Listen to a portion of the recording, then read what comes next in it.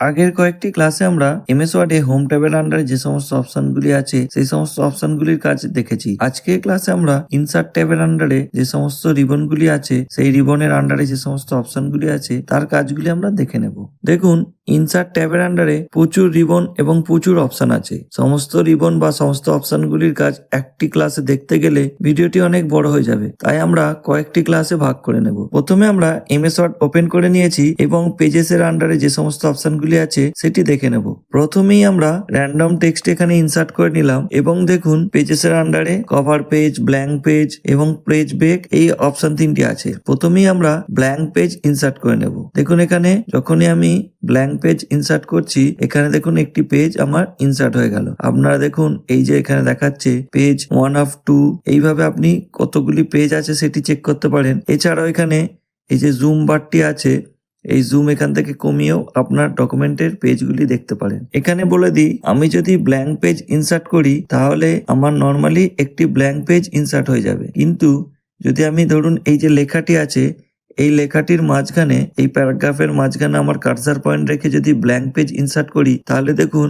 এখানে আমার একটি ব্ল্যাঙ্ক পেজ ইনসার্ট হয়েছে এবং তার সাথে ওই যেখানে আমার কার্সার পয়েন্টটা ছিল তার পরের যে লেখাটি ছিল সেটি আবার একটি পেজে ইনসার্ট হয়ে গেছে। কিন্তু আমি যদি এখানে এই ডকুমেন্টের শেষে, অর্থাৎ আমার যে এই লেখাগুলি আছে এই লেখাগুলির শেষে যদি আমি ব্ল্যাঙ্ক পেজ ইনসার্ট করি তাহলে কিন্তু শুধুমাত্র একটি ব্ল্যাঙ্ক পেজ ইনসার্ট হবে।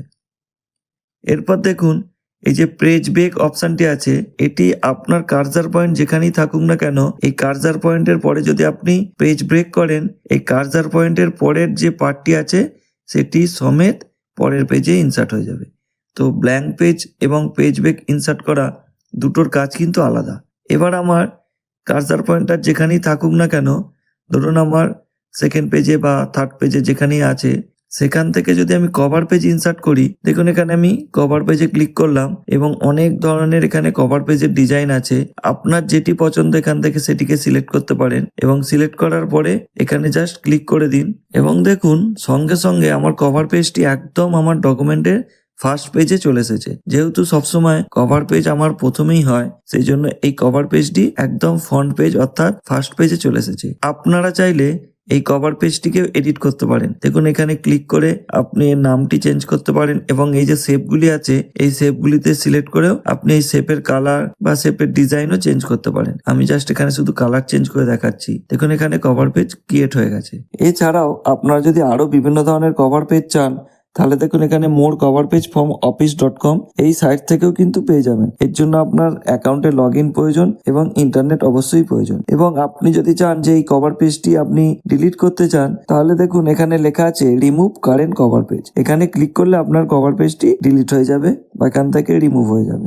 এবার আমরা ইনসার্ট ট্যাবের মধ্যে সব থেকে প্রয়োজনীয় এবং গুরুত্বপূর্ণ যে অপশনটি আছে সেটির কাজ দেখব। সেটি হলো টেবিল। এই টেবিল কিন্তু বিভিন্ন ভাবে এখানে ক্রিয়েট করা যায়। তিনটে প্রসেসে আপনি টেবিল ক্রিয়েট করতে পারবেন। নর্মালি দেখুন এখানে কতগুলি রো এবং কলাম দেয়া আছে, আপনি এখান থেকে সিলেক্ট করে অনায়াসে একটি টেবিল ক্রিয়েট করতে পারবেন। দেখুন এখানে আমি একটি টেবিল ক্রিয়েট করে দেখাচ্ছি এবং দেখুন সঙ্গে সঙ্গে ওপরে দেখাচ্ছে আপনার কতগুলি রো এবং কতগুলি কলাম হবে সেটি কিন্তু 1x2 বা 3x4 এইভাবে দেখাতে থাকছে। আপনার যতগুলি প্রয়োজন এখান থেকে আপনি ইনসার্ট করে নিতে পারেন। এবং ইনসার্ট করার সঙ্গে সঙ্গে দেখুন এখানে টেবিল ডিজাইন নামে একটি ট্যাব ওপেন হয়ে গেছে এবং পাশে একটি টেবিল লেআউট বলেও ট্যাব ওপেন হয়ে গেছে।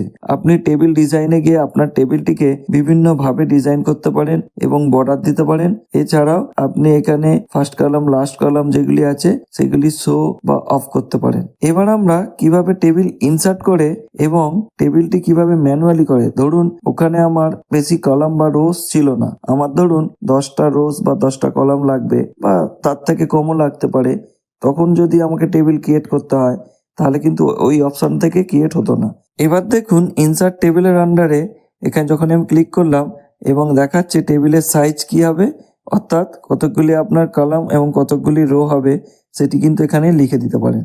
আমি একটি যা খুশি নাম্বার এখানে দিয়ে দিলাম এবং দেখুন এখানে আমার সঙ্গে সঙ্গে একটি টেবিল ক্রিয়েট হয়ে গেছে। মনে রাখবেন যখনই আপনার টেবিলের কোনো রো বাড়াতে হবে তার জন্য আপনার এই যে লাস্ট সেল আছে এই লাস্ট সেলে গিয়ে যখনই আপনি এখানে ট্যাব প্রেস করবেন তাহলে কিন্তু একটা একটা করে আপনার রো বাড়তে থাকবে।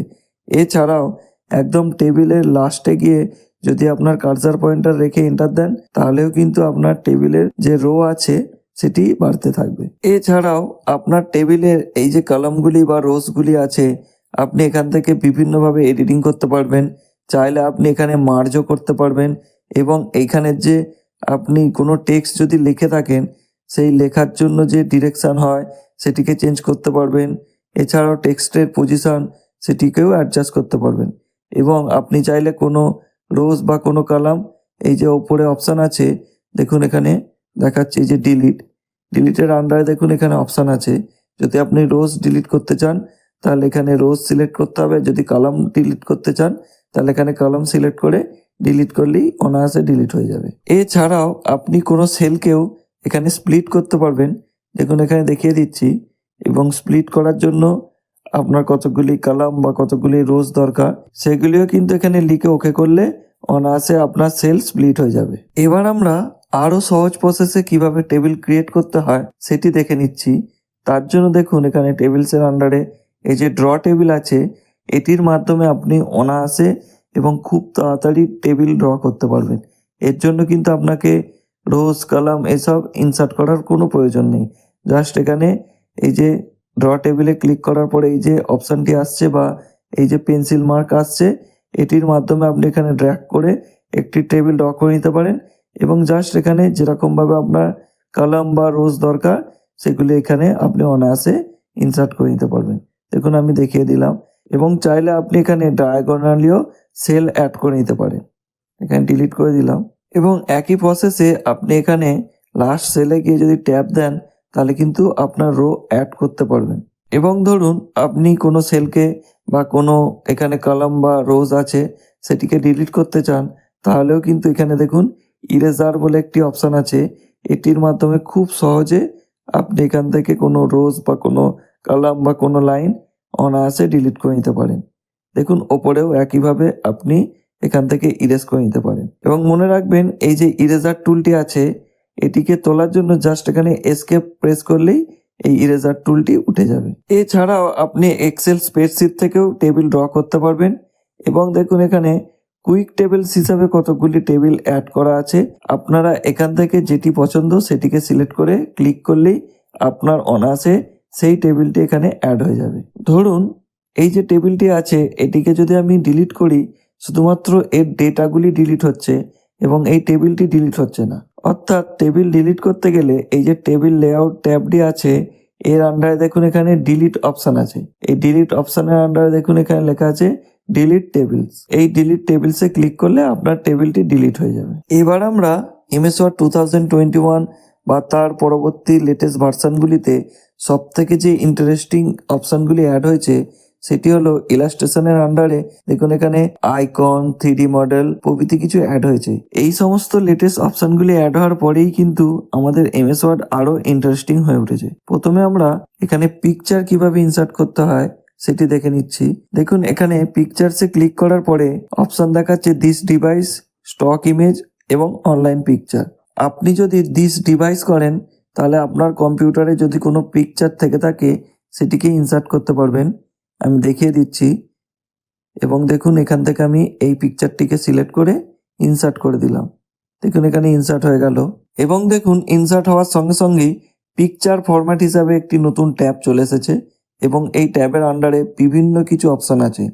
আপনি চাইলে আপনার পিকচারকে আপনার প্রয়োজন মতো বিভিন্নভাবে অ্যাডজাস্ট করতে পারেন। আমি এখানে জাস্ট পিকচারের যে ওয়্যাপ টেক্সট আছে সেটিকে থ্রো করে দিলাম এবং বিভিন্ন জায়গায় এটিকে মুভমেন্ট করতে পারছি এবং আপনি চাইলে এটিকে ক্রপ করতে পারেন এবং পিকচারের যে স্টাইল আছে সেটিকেও সিলেক্ট করতে পারেন।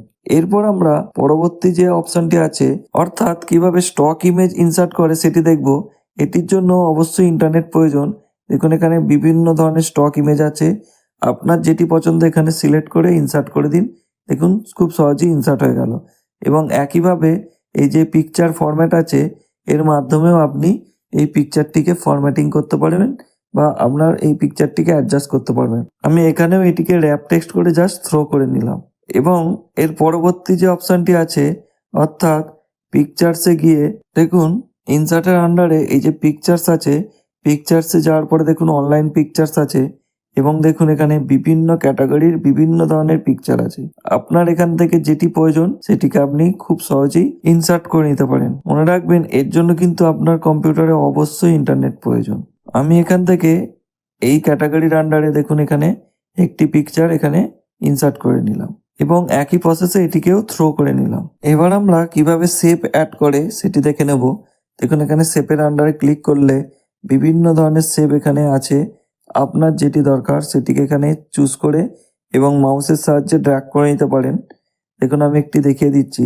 দেখুন এখানে ড্র্যাগ করার সাথে সাথে আরেকটি নতুন ট্যাব অ্যাড হয়ে গেছে, সেটি হলো শেপ ফরম্যাট। এই শেপ ফরম্যাটের আন্ডারে আপনি এই শেপটিকেও বিভিন্নভাবে এডিট করতে পারেন এবং চাইলে এডিট শেপে গিয়ে আপনি চেঞ্জ শেপও করতে পারেন। যাই হোক, এর যে শেপের কালারটি আছে এটিকে আপনি শেপ ফিল কালার হিসেবেও বিভিন্ন কালার হিসেবে চেঞ্জ করতে পারেন। এছাড়াও যদি আপনি নো ফিল করে দেন তাহলে শুধু আউটলাইনটাই শো হবে। এইভাবে আপনি বিভিন্ন ধরনের শেপ অ্যাড করে নিতে পারেন এবং আপনি শেপের এফেক্ট হিসাবে বিভিন্ন ধরনের এফেক্টও ইউজ করতে পারেন। এবার আমি এই যে শেপের আন্ডারে টেক্সট বক্স আছে এই টেক্সট বক্স অ্যাড করে নিচ্ছি এবং এর ভিতরে আপনি আপনার প্রয়োজন মতো টেক্সট অ্যাড করে নিতে পারেন এবং চাইলে আপনি সেটিকে সাইজ বাড়াতে কমাতে বা কালার চেঞ্জ ইত্যাদি করে নিতে পারেন এবং এই যে আউটলাইন আছে এই আউটলাইনটাও কিন্তু তুলে দিতে পারেন। এবার আমরা আরেকটি নতুন যে ফিচার্স অ্যাড হয়েছে সেটি দেখে নেব, সেটি হলো আইকনস। এখানে দেখুন আইকনসের আন্ডারে বিভিন্ন কিছু আইকনস আছে। আপনি এখান থেকে আপনার প্রয়োজন মতো আইকন অ্যাড করতে পারেন এবং আপনার যেটি দরকার সেটি এখানে সার্চও করে নিতে পারেন। ধরুন আমি এখানে লিখে নিচ্ছি বুকস। তো এখানে দেখুন বুকস লেখার সঙ্গে সঙ্গে যে বুকের আইকন আছে সেগুলি শো হচ্ছে। আপনার যেটি প্রয়োজন সেটিকে এখানে লিখে জাস্ট ইনসার্ট করে দিন এবং দেখুন অতি সহজেই আপনার আইকনটি এখানে অ্যাড হয়ে গেছে। তো এটি লেটেস্ট ভার্সনের একটি নতুন আপডেট, এগুলো কিন্তু খুবই কাজের এবং আপনি চাইলে এই আইকনটিকেও অ্যাডজাস্ট করতে পারেন, অর্থাৎ বাড়াতে কমাতে পারেন বা রোটেট করতে পারেন।